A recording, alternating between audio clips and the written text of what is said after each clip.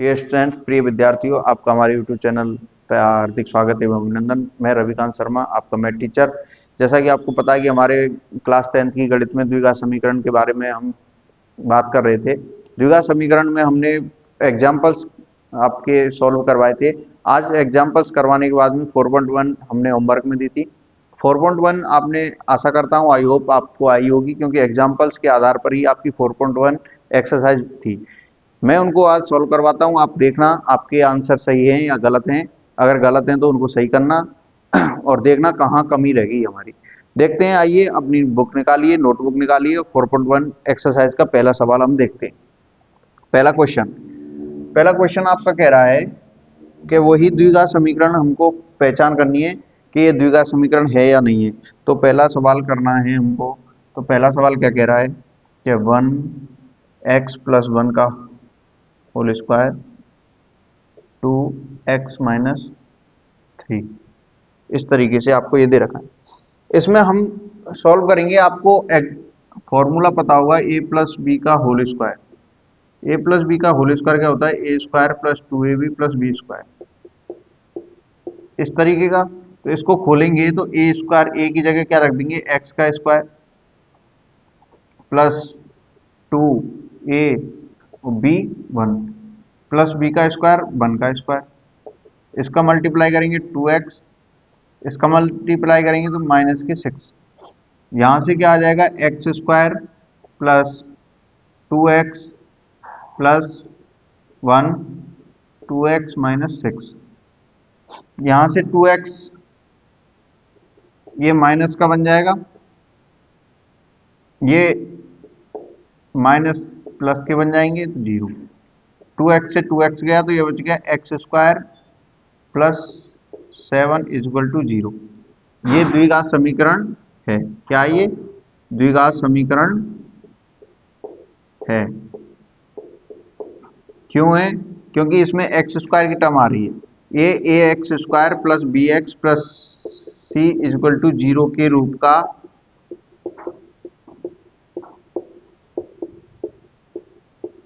है। अतः यह द्विघात समीकरण है।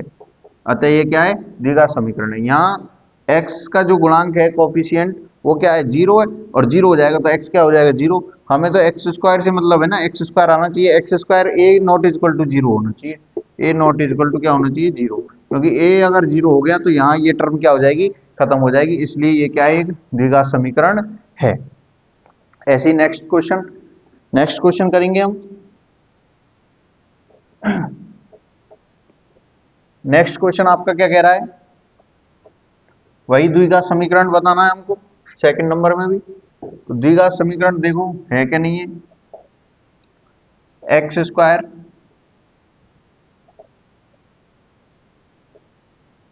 -2x -2 3 - x, ये आपको दे रखा है।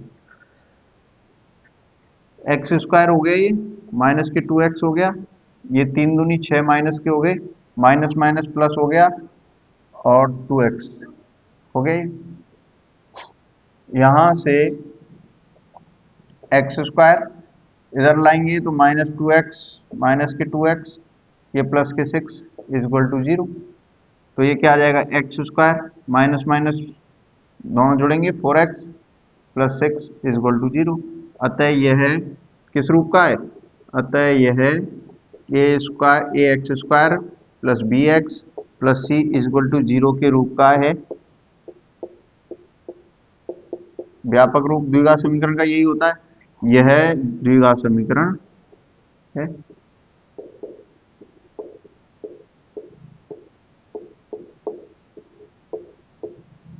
यह द्विघात समीकरण है। इस तरीके से इस क्वेश्चन को सॉल्व करेंगे। आगे नेक्स्ट क्वेश्चन 3 नंबर का। 3 नंबर का इधर कर लेते हैं। 3 नंबर का क्या कह रहा है? x - 2 x + 1। चलो इसको पूरा हिसाब करके करते हैं।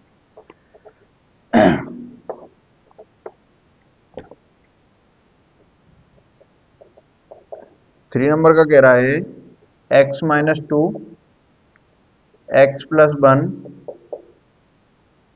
= X minus one x plus three. इसका पहले एक्स से गुणा करेंगे तो एक्स स्क्वायर बन गया, एक्स का फिर एक से किया तो क्या बन गया, प्लस के एक्स बन गया, एक्स का माइनस के टू एक्स हो गया, एक्स का माइनस के टू हो गया, माइनस प्लस माइनस, यहां से करेंगे x multiply x, x square, यहां से करेंगे थ्री एक्स हो जाएगा प्लस का, यहां गुणा करेंगे माइनस के एक्स हो जाएगा, और ये माइनस प्लस माइनस, और तीन में कम तीन।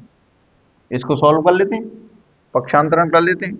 तो यहाँ से एक्स स्क्वायर की टर्म तो वैसे ही चली गई, ये एक्स स्क्वायर, इसको इधर लाएंगे तो माइनस का एक्स स्क्वायर हो जाएगा, ये प्लस का एक्स हो गया, इधर से प्लस का माइनस के थ्री एक्स हो गया, ये माइनस के टू एक्स पहले से दे रखे हैं आपको, माइनस के टू एक्स दे रखे हैं, इधर से लाएंगे तो माइनस के थ्री एक्स, ये प्लस का एक्स, ये दे रखे हैं माइनस के टू, ये हो जाएंगे प्लस के थ्री। देख लेना कोई पक्षांतरण करने में कोई गलत कमी रह गई हो तो। जीरो, यहां से एक्स स्क्वायर प्लस का एक्स स्क्वायर माइनस का जीरो हो गए, उसके बाद में देखो ये टू एक्स हो जाएंगे प्लस के, तो टू एक्स माइनस के टू एक्स माइनस के थ्री एक्स, और तीन में से दो गए तो क्या बच गया, एक बच गया प्लस का, ये हो गया जीरो, टू ये गए तो ये बच गया माइनस के थ्री एक्स प्लस वन। ये एक रैखिक समीकरण है, क्या है ये, रैखिक समीकरण। कौन सा समीकरण है, रैखिक समीकरण है, यह द्विघात समीकरण नहीं। क्यों, क्योंकि ये a x square plus b x, a x square plus b x plus c is equal to zero के रूप का नहीं है, अतः यह द्विघात समीकरण नहीं है।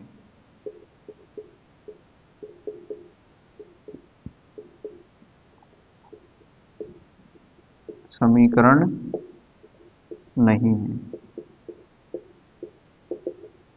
इस तरीके से इस क्वेश्चन को क्या करेंगे, सॉल्व करेंगे। आगे 4 नंबर का जो दे रखा है इसको करते हैं। 4 नंबर का क्वेश्चन आपको दे रखा है, इसी प्रकार से उसको भी सॉल्व करेंगे। 4 नंबर का दे रखा है x minus three, two x plus one, x x plus five. Solve करते हैं तो x का मल्टीप्लाई टू से किया टू एक्स स्क्वायर, एक्स का एक से किया तो x, माइनस के तीन दूनी छः एक्स, माइनस प्लस माइनस के तीन, एक्स स्क्वायर प्लस पाँच एक्स। इस तरीके से इसको सॉल्व कर लेंगे। यहाँ से सॉल्व करते हैं तो टू एक्स स्क्वायर माइनस के एक्स स्क्वायर प्लस का एक्स माइनस के छः एक्स माइनस के पाँच एक्स, ये हो गया माइनस के three is equal to zero. दो में से गए तो एक एक्स स्क्वायर बच गया, ये छः में ये छः में से एक गया तो कितने रह गए, माइनस के पाँच एक्स, तो ये हो गए माइनस के पाँच एक्स, माइनस के पाँच एक्स माइनस के थ्री इक्वल टू जीरो। तो एक्स स्क्वायर में पाँच और पाँच दस एक्स माइनस के थ्री इक्वल टू जीरो। अतः ये किस रूप का है, यह है a x square plus b x plus c equal to zero के रूप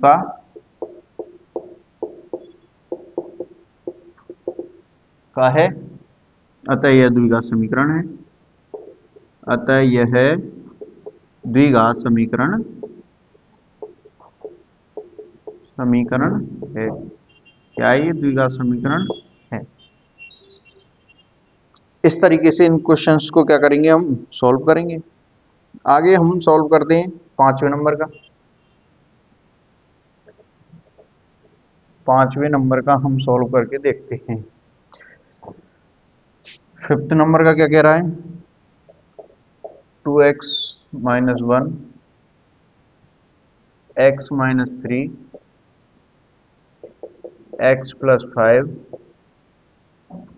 एक्स माइनस वन, ये दे रखा है आपको। दो का करेंगे टू एक्स स्क्वायर, दो का तीन से करेंगे तीन दूनी छः, माइनस प्लस माइनस छः एक्स, उसके बाद में एक का करेंगे माइनस का x, minus minus plus 3, x का किया इससे तो एक्स स्क्वायर, एक्स का इससे किया माइनस के एक्स, एक्स का 5 से किया तो प्लस के 5x, x plus minus minus हो गया, 5 एकम 5। पक्षांतरण कर लेते हैं, 2x² उधर से इस x को स्क्वायर को लाए तो माइनस का x², ये 6 और एक 7x हो जाएगा, 6 और एक 7x, उधर से लाए तो माइनस का 5x, ये प्लस के 3, उधर से लाए तो प्लस के 5 इक्वल टू 0, दो में से एक गया तो x², और 7 में 7 और 5 12,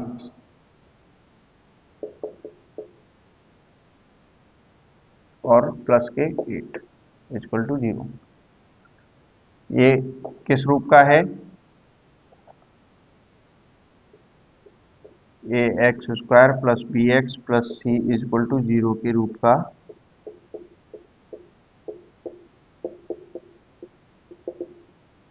अतः यह द्विघात समीकरण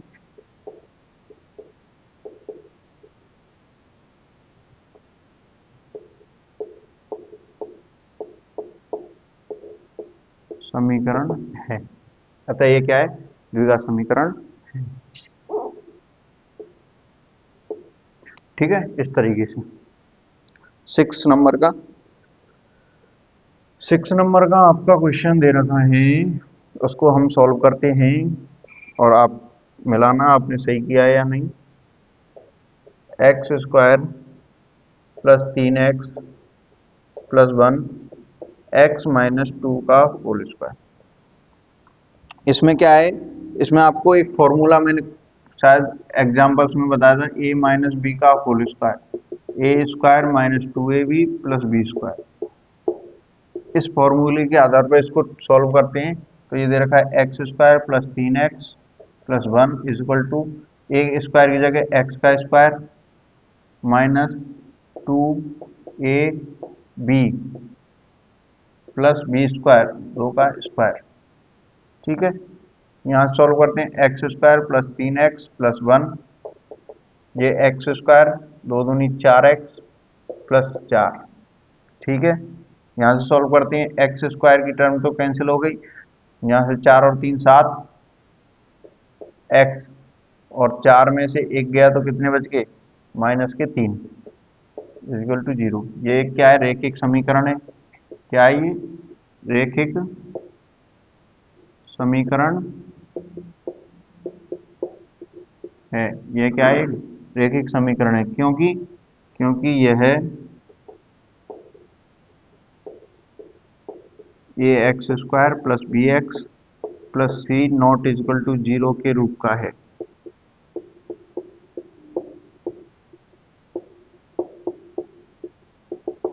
रूप का नहीं है, जब तो ये क्या नहीं है? नहीं है, अतः यह द्विघात समीकरण नहीं है। अतः द्विघात समीकरण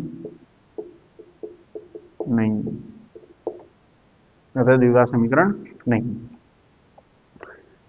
ऐसे आपका 7th नंबर का क्वेश्चन है, उसको सॉल्व करते हैं। 7th को आप कर लोगे, 8th करा देता हूं, 7th आप होमवर्क में करना। 7th नंबर का HW, 8th नंबर का देखो,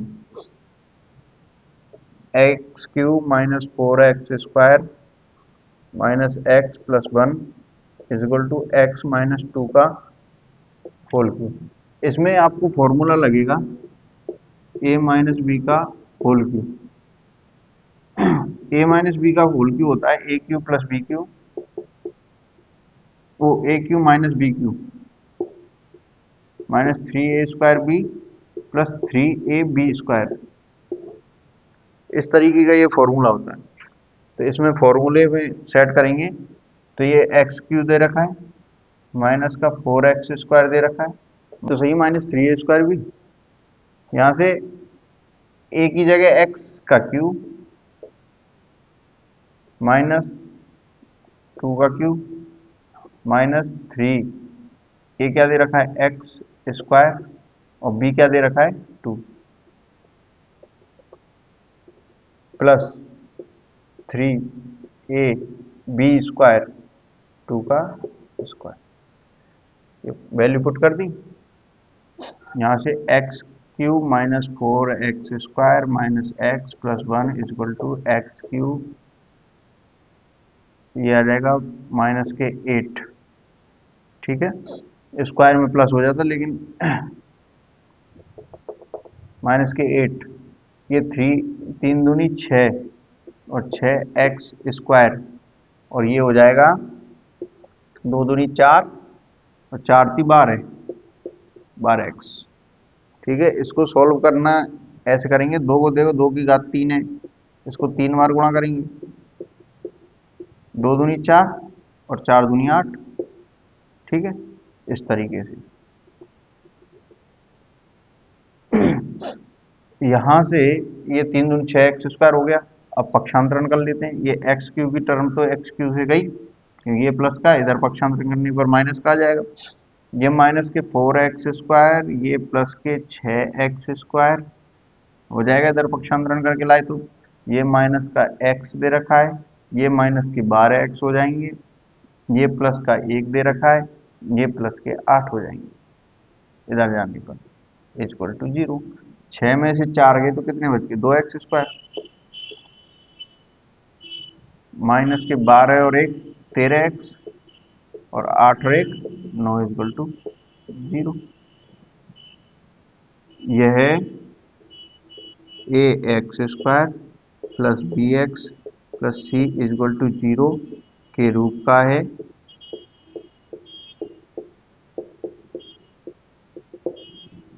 जहाँ a नॉट इक्वल टू क्या नहीं है 0, अतः यह द्विघात समीकरण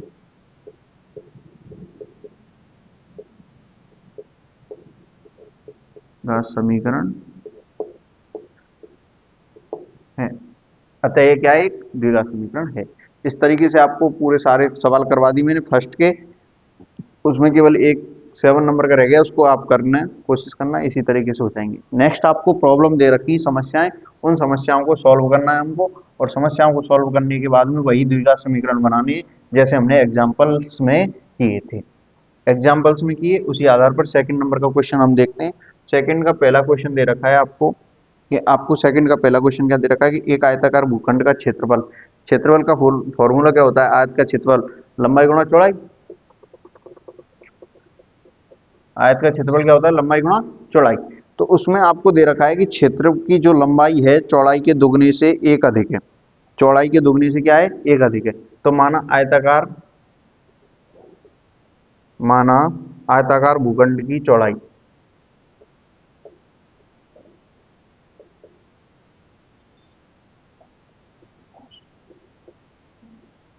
आयताकार भूखंड की चौड़ाई क्या मान लेते हैं x, क्या मान लेते हैं x मीटर। अब उसने जो आयताकार भूखंड की जो चौड़ाई है वो x मीटर मान ली और लंबाई जो दे रखी है चौड़ाई के दुगने से 1 अधिक, तो लंबाई जो हो जाएगी उसकी लंबाई क्या हो जाएगी, लंबाई हो जाएगी चौड़ाई में दुगना, तो 2x प्लस 1 अधिक 2x मीटर। अब वो कह रहा है आयताकार भूखंड का क्षेत्रफल,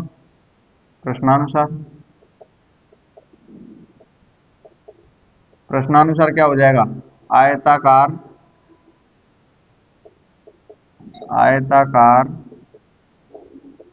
भूखंड का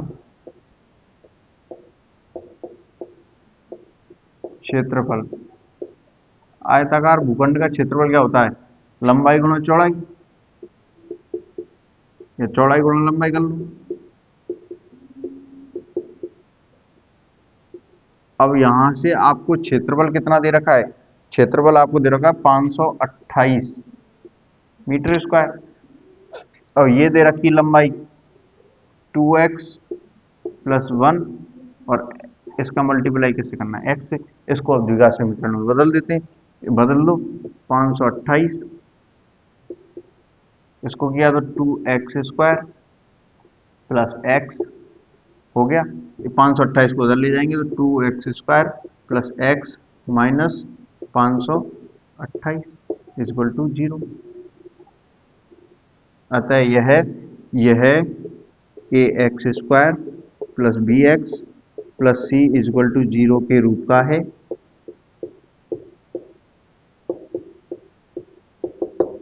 जहां a नॉट इक्वल टू 0। अतः यह द्विघात समीकरण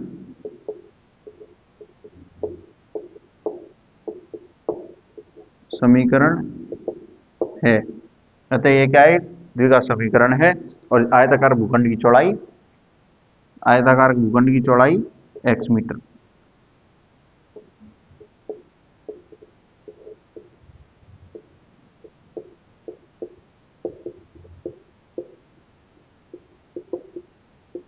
x मीटर है।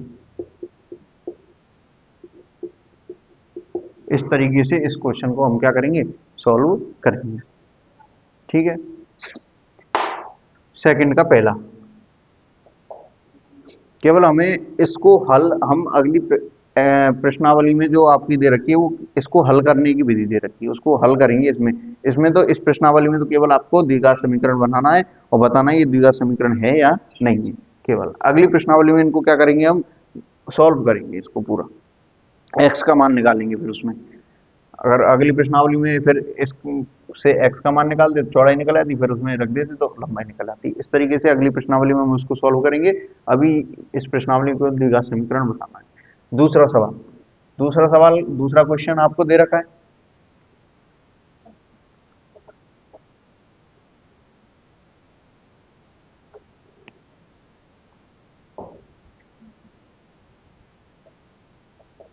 दूसरा क्वेश्चन दे रखा है, दो क्रमागत धनात्मक पूर्णांकों का गुणनफल। तो माना पहला धनात्मक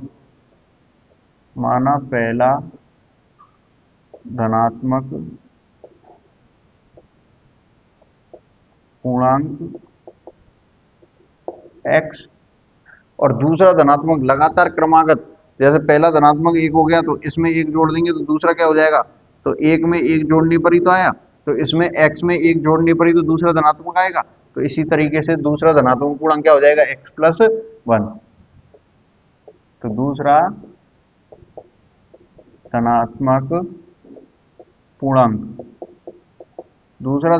पूर्णांक क्या हो जाएगा? x plus 1। और प्रश्नानुसार दोनों धनात्मक पूर्णांकों का जो गुणनफल दे रखा है,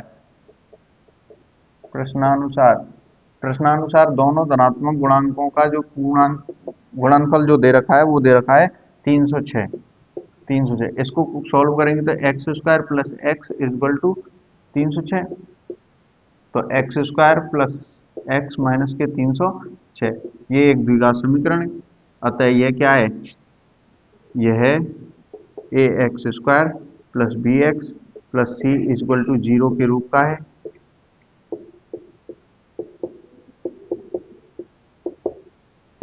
जहां a नॉट इक्वल टू 0। अतः यह द्विघात समीकरण है।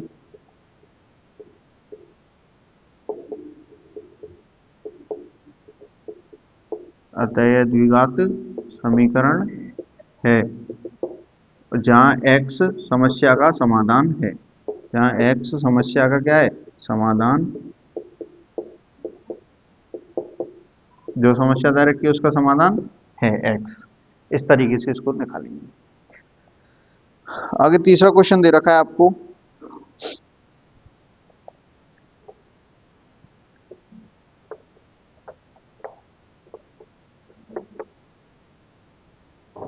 तीसरा क्वेश्चन क्या दे रखा है? वो दे रखा है आपको, रोहन की माँ उससे 26 वर्ष बड़ी है। रोहन की माँ उससे 26 वर्ष बड़ी है, उनकी आयु का गुणनफल अब से 3 वर्ष पश्चात 360 हो जाएगी। हमें रोहन की वर्तमान आयु ज्ञात करनी है। तो माना रोहन की वर्तमान आयु मान लेते हैं। तो माना रोहन की वर्तमान आयु, माना रोहन की वर्तमान आयु क्या है? x वर्ष। रोहन की वर्तमान आयु क्या है? x वर्ष। तो रोहन की माँ की वर्तमान आयु 26 वर्ष अधिक है, तो रोहन की माँ की वर्तमान आयु क्या हो जाएगी? x प्लस 26 वर्ष हो गई। वो कह रहा है उनकी आयु का गुणनफल अब से 3 वर्ष पश्चात 360 हो जाएगी। तो 3 वर्ष पश्चात, 3 वर्ष पश्चात, तो मतलब आज अगर कोई 20 साल का है तो 3 वर्ष पश्चात 23 साल का हो जाएगा। तो ये वर्तमान में x वर्ष का है, तो रोहन की आयु क्या हो जाएगी? तो रोहन की आयु हो जाएगी x प्लस 3 वर्ष।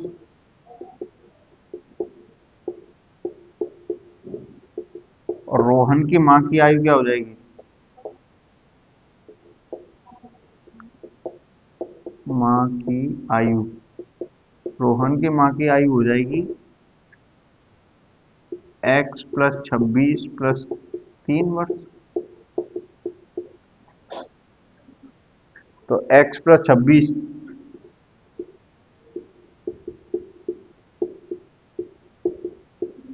29 वर्ष की होगी। ठीक है, इन दोनों का जो गुणनफल दे रखा है प्रश्नानुसार, इन दोनों का जो आपको गुणनफल दे रखा है x प्लस 3 और x प्लस 29,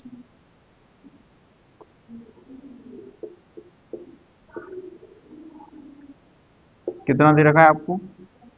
360, 360 दे रखा है। यहां से गुणा करेंगे तो एक्स स्क्वायर हो गया ये तो, प्लस के कितना हो जाएगा? 29x, प्लस के कितना हो जाएगा? 3x। यहां से अब यहां से 9 3 27 की 7, यहां से 2 3 दूनी 6 7 8 87, 360। ये एक्स स्क्वायर 31x, ये 87 और माइनस के 332x। ठीक है, 3x 32x हो जाएगा ये। यहाँ से एक्स स्क्वायर प्लस 32x, इसको 360 में से घटाएंगे तो ये 10 में से ये हो गया, तो 10 में से 7 गए, 3 बच गए, माइनस के बचेंगे, ये बच गया 15, 15 में से 8 गए, 6 बच गए, ये रह गया 2 इक्वल टू 0। ठीक है, ये एक द्विघात समीकरण है।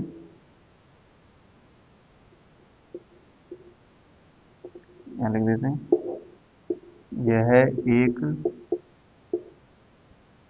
A x square plus b x plus c equal to 0 के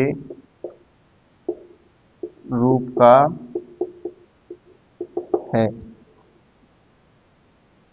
200 देख लेना, इसको मल्टीप्लाई, ये देख लेना एक बार। यहाँ 10 में से 7 गए तो 3 बच गए, यहाँ रह गए 15, ये 7 आएगा यहाँ पे, देख लेना है ना। 273 रूप का है, ये केवल समीकरण बनाना है ना। 273 आएगा यहाँ पे। यह एक a square plus b x plus c equal to 0 के रूप का है, यह है, अतः यह एक द्विघात समीकरण है।